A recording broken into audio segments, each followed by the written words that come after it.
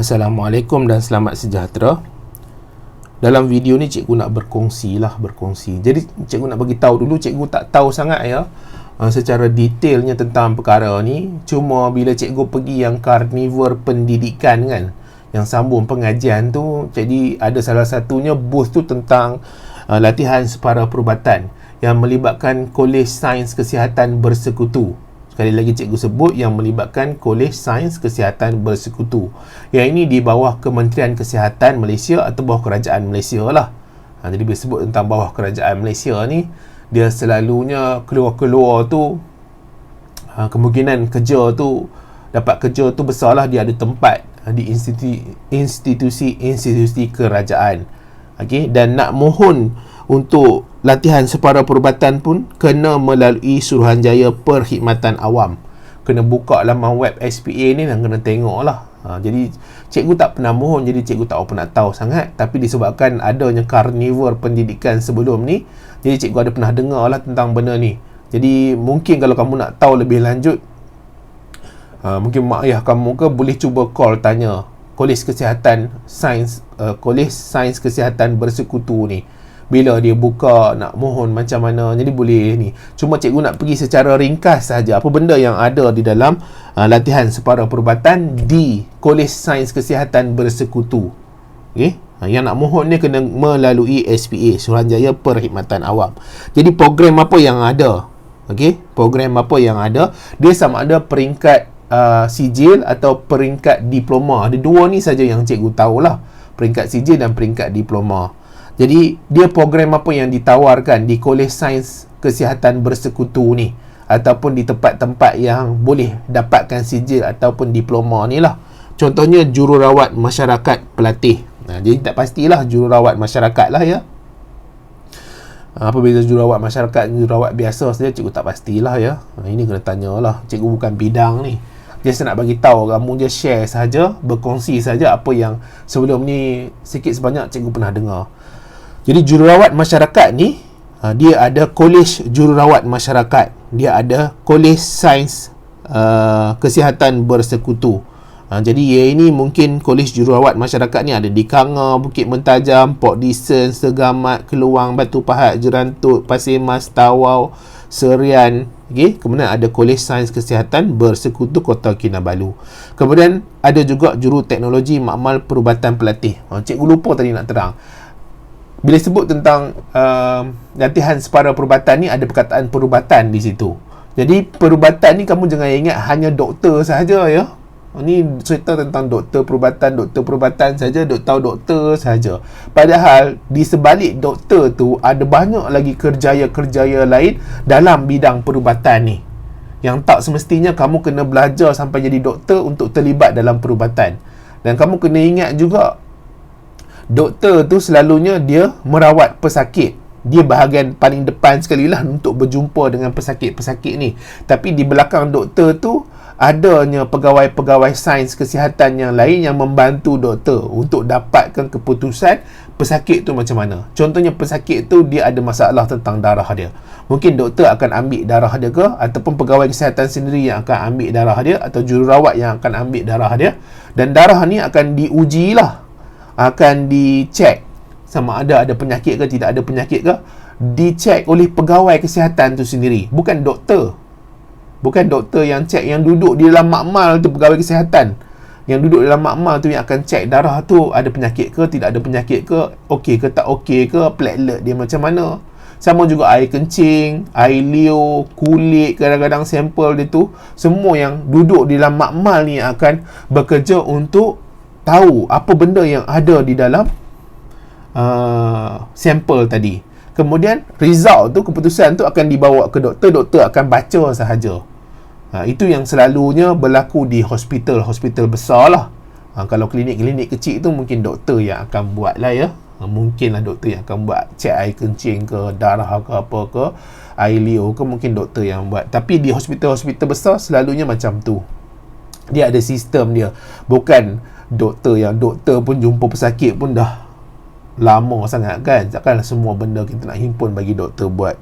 Jadi ini adalah antara cara lah macam mana kamu nak masuk dalam bidang perubatan ni. Tapi bukan doktor perubatan, ni pegawai kesihatan saja. Jadi seterusnya kita ada juru teknologi makmal perubatan. Jadi maksudnya duduk dalam makmal di hospital-hospital, klinik-klinik untuk buat cek kepada sampel-sampel yang masuk lah. Kemudian kita ada penolong pegawai perubatan.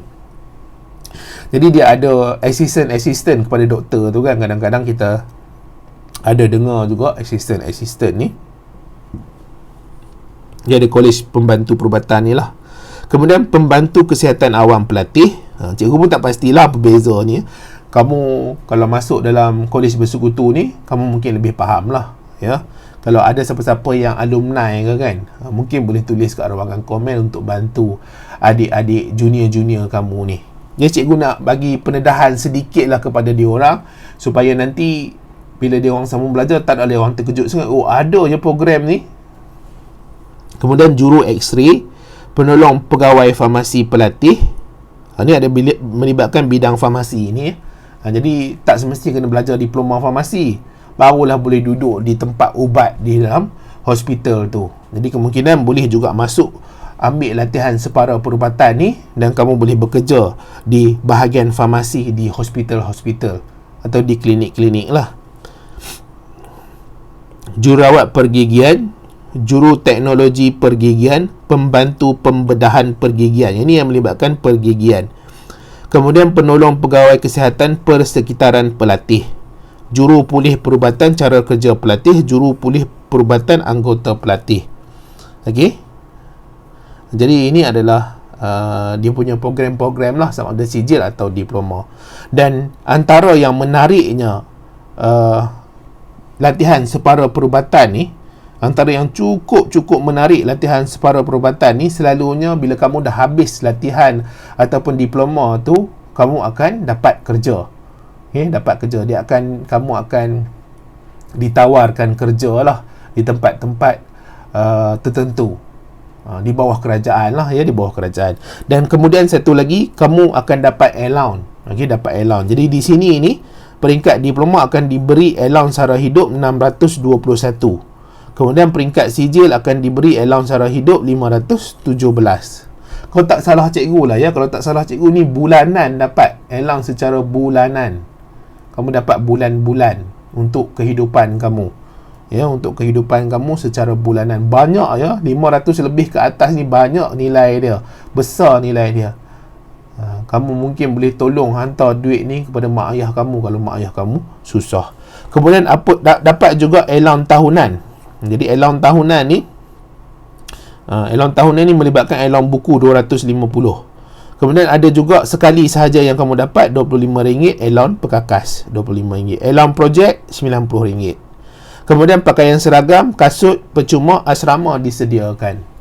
Jadi kamu boleh fokus untuk belajar sahaja. Jadi ini antaranya. Kemudian kalau kamu keluar bekerja, jadi ini adalah grade gaji lah yang normalnya bagi pekerja-pekerja kerajaan.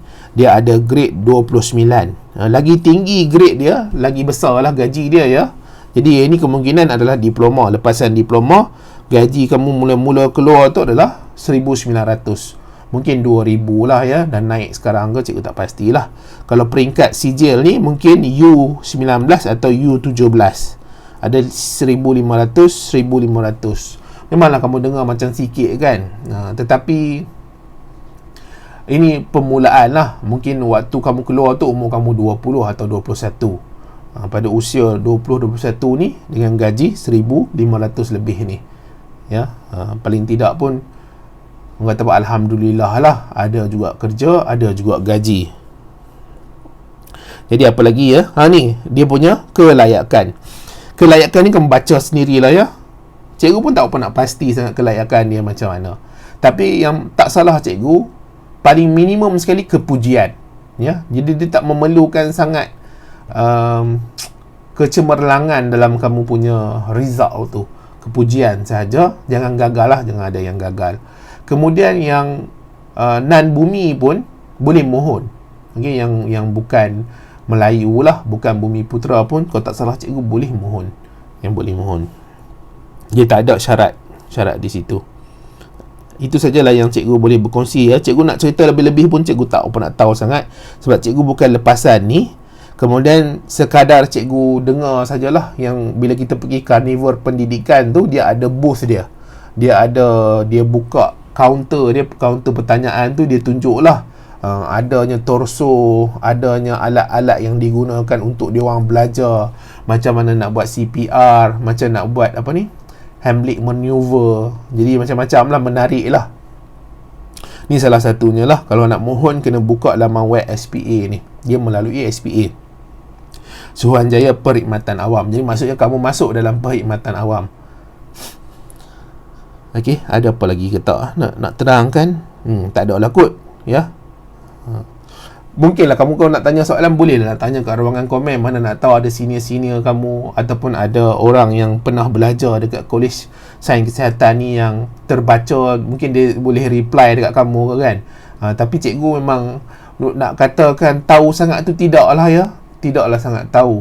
Cikgu ni pun lepasan pendidikan biologi, pendidikan biologi. Jadi orang kata apa, bukan 100% dalam bidang yang cikgu cerita ni.